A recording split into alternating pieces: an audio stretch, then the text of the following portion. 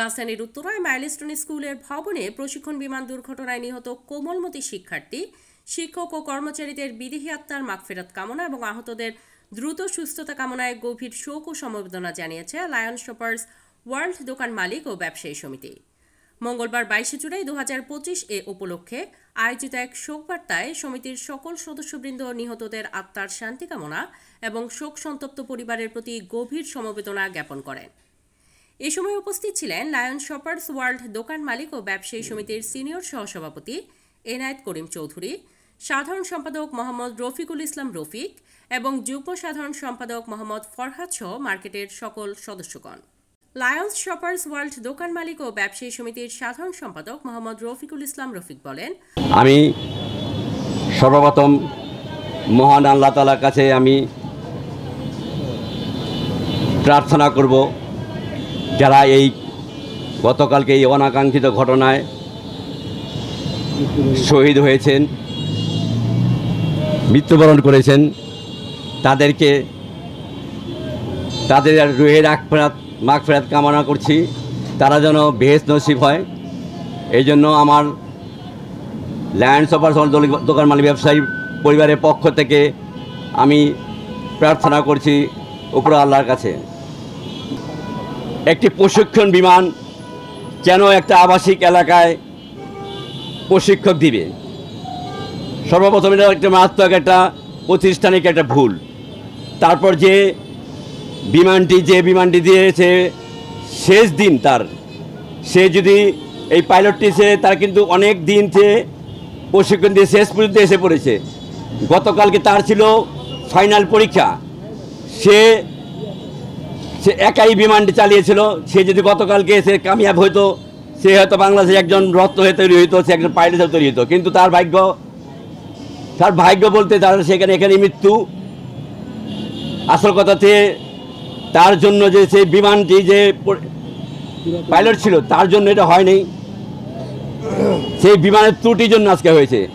যে বিমানটি তাকে দেওয়া হয়েছিল গতকালকে, সেই বিমানটি 1960 সালে আপনি এই বিমানটি একটা পরিত্যক্ত হিসাবে শেষ হয়েছে। অথচ আমাদের এই বাংলাদেশে এখনও এই বিমানগুলো দিয়ে পাইলটদের প্রশিক্ষণের ব্যবস্থা করা হয়।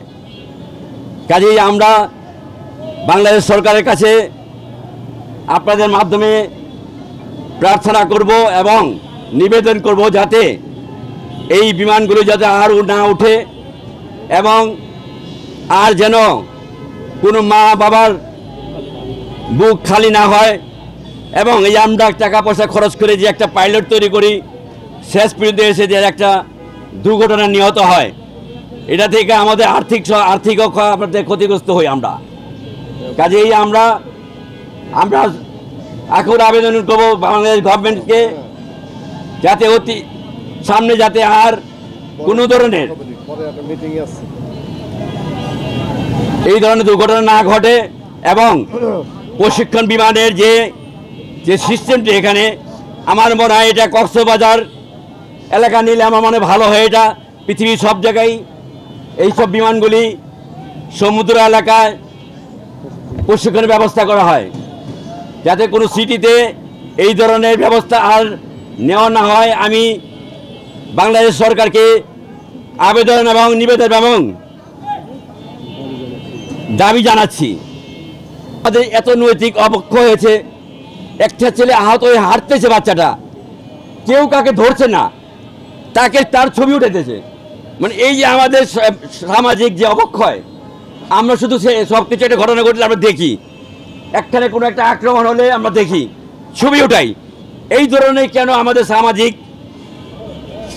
আমাকে এটা চলাফেরা করছে এগুলি, আমরা কেন প্রতিরোধ করে তুলছি না? আমরা কথা হলো কি, আমরা এখন থেকে আমরা যে আমাদের নাগরিক দায়িত্ব, যেখানে যে ঘটনায় ঘটুক না কেন আমরা প্রতিবাদী ভাষা হই। আমরা প্রতিবাদ করলে আশা করি প্রথম থেকে প্রতিবাদ করে সেই ঘটনা ঘটবে না। গতকালকে যে ঘটনা ঘটেছে আমি দেখেছি ইউটিউবে এবং বিভিন্ন চ্যানেলে, যে বাচ্চারা আহত হয়ে যে হাইটে যেতেছে, তার সামনে দিয়ে লোক যেতেছে, তাকে হেল্প করতেছে না, তার ছবি উঠেছে। এটা আমাকে খুব বেদনাদায়ক লাগছে। কাজেই আমি আমার নাগরিক ভাইদের বলবো, আপনারা একটু সচেতন হন।